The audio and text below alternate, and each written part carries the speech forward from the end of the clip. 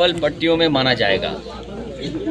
और यहाँ के आम, यहाँ के पेड़ पौधे, फल, यहाँ के जितने भी किसान हैं उसी कारोबार पे पूरा काम करते हैं। इधर कोरोना की वजह से बड़े पैमाने पे नुकसान हुआ है और जो सुविधाएं सरकार को देनी चाहिए किसानों को, वो सुविधाएं सरकार नहीं दे पा रही। दवाइयों में मिलावट, और जब से भारतीय जनता पार्टी की सरकार आई है दवाइयों में मिलावट बढ़ी है।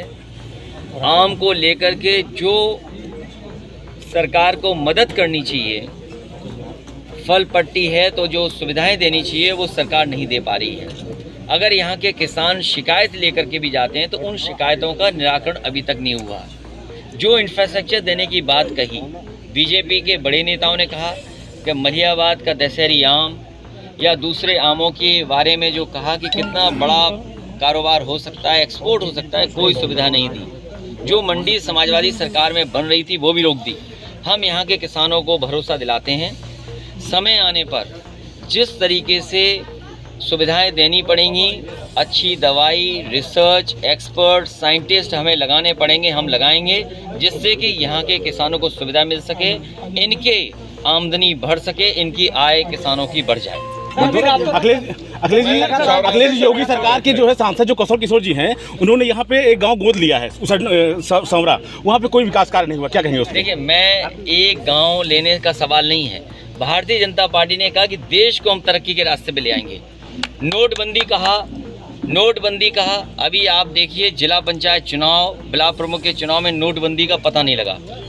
नोटबंदी का यही तो था कि इससे भ्रष्टाचार खत्म हो जाएगा, लेकिन जिस तरीके से भारतीय जनता पार्टी ने पैसा और प्रशासन का सहयोग लेकर के जो परिणाम लिए हैं जिला पंचायत में, वो कभी कल्पना नहीं की जा सकती थी। योगी सरकार इसलिए केवल एक गांव की बात न करें, हम देश की बात करें। योगी जी जो है जनसंख्या कानून लाने वाले, क्या कहेंगे उस पर?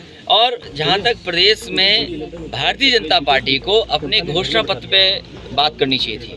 भारतीय जनता पार्टी ने संकल्प पत्र में पहले पन्ने पे ये लिखा है कि हम किसानों की आय दोगुनी कर देंगे।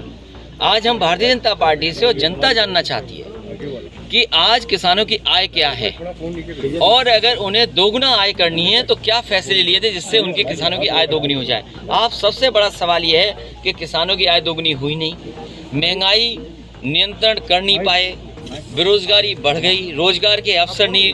जो काम जितना समाजवादी सरकार में शुरू हुआ था वही काम आज रुक गया। यही मलिहाबाद की सड़क 4 लेन होनी चाहिए थी हरदोई तक, अभी तक काम पूरा नहीं हुआ। बिजली महंगी कर दी, मीटर लगा दिए, बिजली उत्पादन नहीं की लेकिन मीटर और बिल बढ़ा दिया। सर, जनसंख्या कानून नियंत्रण पर जो कानून ला रहे हैं उस पर आप क्या कहना चाहेंगे? ये आखिरी वक्त पे भारतीय जनता पार्टी ऐसे ही काम करेगी जिससे जनता का ध्यान हटाया जा सके असली मुद्दों पर। जो संकल्प पत्र था वो कूड़ेदान में फेंक दिया। आज भारतीय जनता पार्टी जब चुनाव में जा रही है तो उन्हें ये कहना चाहिए कि 2017 में हमने ये किसानों को, गरीबों को, नौजवानों को वादे किए थे, वो आज पूरे क्यों नहीं हुए? क्योंकि पूरे वादे नहीं हुए, इसीलिए ध्यान हटाने के लिए लगातार अगले 2-3 महीने आपको बहुत कुछ सुनने को मिलेगा और देखने को मिलेगा। सर रातों रात 10 शहर स्मार्ट सिटी बना दिए, इसके विषय में क्या कहना चाहेंगे? ये कागजों पे तो स्मार्ट बने हैं, सच्चाई में स्मार्ट नहीं है भैया। आपके द्वारा मंडी बनाएगी और स्मार्ट केवल भारतीय जनता पार्टी के लोग हैं जो वादा नहीं पूरा कर रहे और वादा याद भी नहीं दिलाना चाहते हैं। यही उनकी स्मार्टनेस है कि उनके सवाल मत पूछिए आप।